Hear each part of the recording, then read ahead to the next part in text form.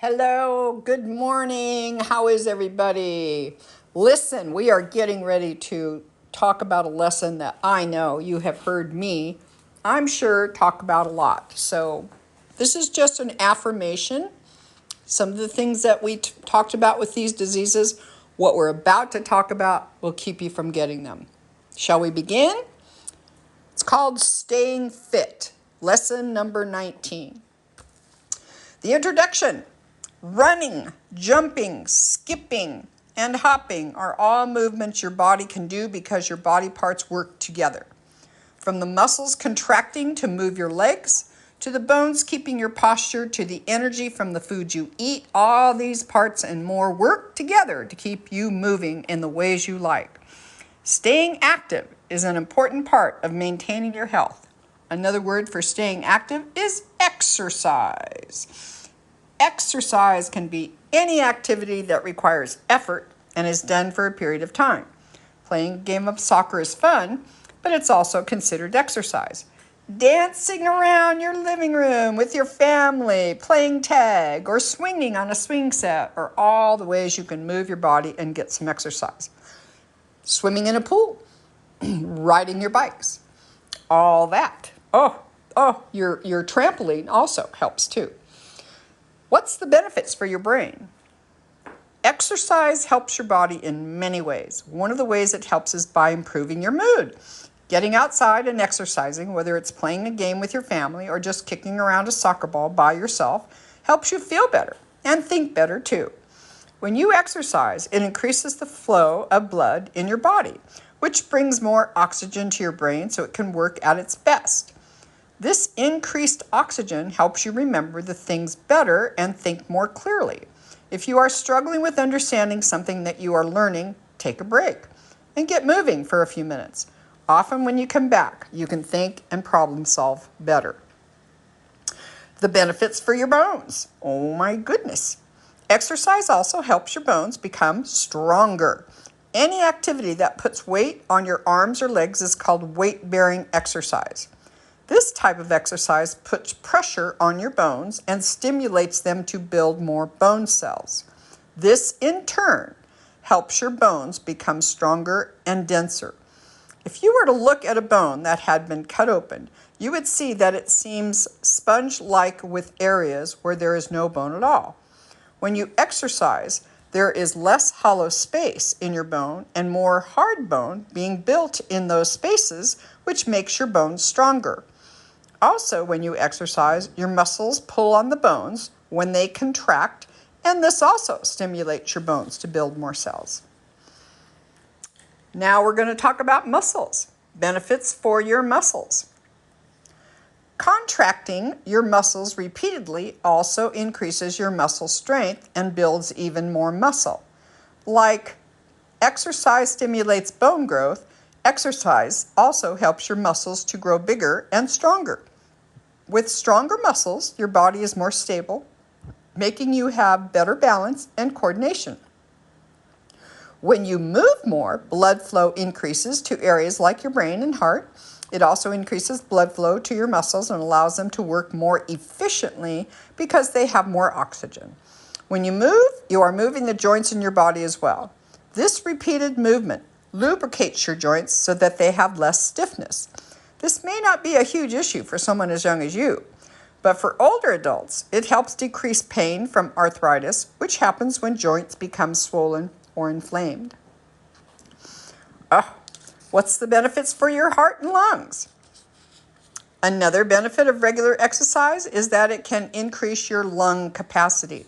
Having a larger lung capacity means you can breathe in more oxygen per breath, giving your body more oxygen to use at any given time. This is vital for all the organs of your body that use oxygen because they also get the benefit of extra oxygen, plus it allows these organs to work more efficiently. The heart is another organ that benefits significantly from staying active. Your heart is a muscle. When you exercise, your heart works harder to keep your blood pumping to all the areas of your body. Just like the other muscles in your body, regular use strengthens your heart muscle, and this helps the heart become stronger and work more efficiently. So So I think, I was trying to remember if you have anybody in your family with heart disease. Well, mommy will know. Daddy will know too. All right, so how can we help disease prevention? Along with all the organs that benefit from exercise, your entire body benefits because of the decreased risk of developing many diseases if you exercise regularly. You learned about different conditions that older adults could get yesterday, and many of these diseases could possibly be avoided with regular exercise. Regular exercise is one of the greatest contributors to having a low risk of developing some chronic diseases like diabetes and heart disease. Also, the risk of getting certain cancers like colon, breast, and lung cancer is decreased when you exercise regularly. Staying active helps you keep a healthy weight and even helps improve your immune system. Regular exercise helps your body get rid of bacteria in your lungs. This cleansing effect may stop you from getting a cold. Exercise even strengthens your whole white blood cells and the antibodies they produce. This change could help your body find germs quicker so that it can prevent you from getting sick. All right, there are 3 elements of exercise. There are 3 different elements to physical activity, and each has a purpose in helping the body to get the benefits you just heard about. Strength, flexibility, and endurance are all important parts of staying fit, and you should try to do all 3 types of exercise, even if you prefer to do just 1 or 2 of them. The first is improving strength, which you learned a little bit about when we discussed how exercise benefits your muscles. Improving your strength doesn't have to mean lifting weights like bodybuilders do. You can improve your strength by doing push-ups, sit-ups, and pull-ups. But you could also improve it when you rock climb, do a handstand, or even wrestle with a sibling. Just not too harsh, you guys. Be creative in how you add strengthening to your day. Have a plank competition with your family and see who can stay in a plank position the longest. Go canoeing with your dad to strengthen your arms and upper back muscles. Try out rock climbing and see how many muscles get stored at the end of this activity. Hiking works, by the way. We don't have to climb up on rocks, but that works too. Flexibility is the next element of exercise. Many people forget about flexibility, but it is very important to keep your body moving well.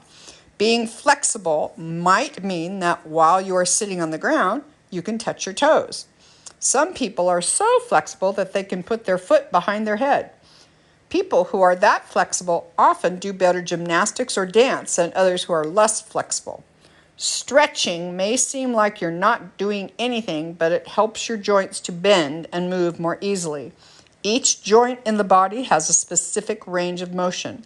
If your range of motion is smaller than it should be because you have tight muscles, this doesn't allow your muscles to work at their best. Practicing doing a split or even doing cartwheels are also ways to stretch your body.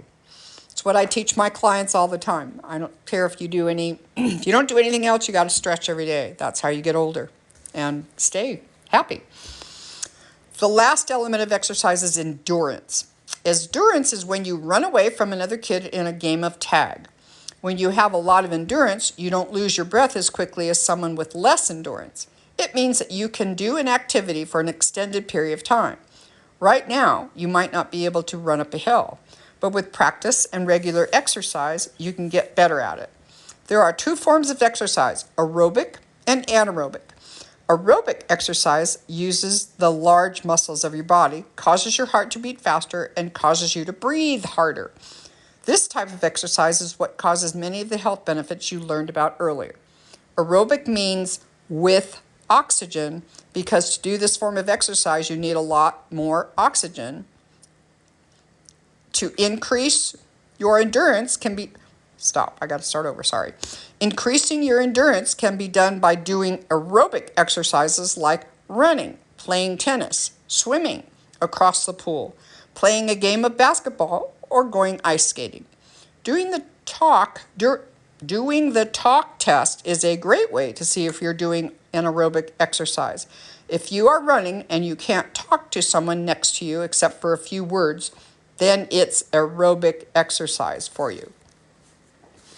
Anaerobic exercises are exercises that are very intense for a short amount of time.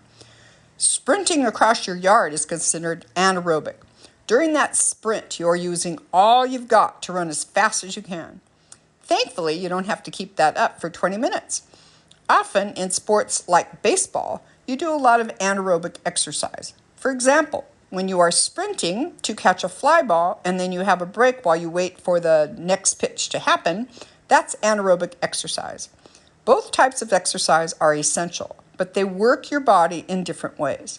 The most important thing to remember is to get moving. Whatever you love to do for exercise, make sure you go out and do it regularly. Even as a kid, getting in the habit of exercising often is a great thing to do and will help your body become strong for the rest of your life. That's why Grandpa and I danced 3 and 4 times a week. We got anaerobic exercise as well as aerobic exercise. So much fun. So much fun. All right, my darlings, it is time to get to the fun part. Get your notebooks out. You are going to have a lesson, and I'm sure Mommy will be there to help you. You know I love you. Be good to each other. Be nice to each other. Talk nicely. Help out when you can. Don't wait to be asked. I mean, let's face it, there's always stuff to do in the house. Hug your mom and dad. You know you're loved by Granny Patty. This is the end of our lesson number 19.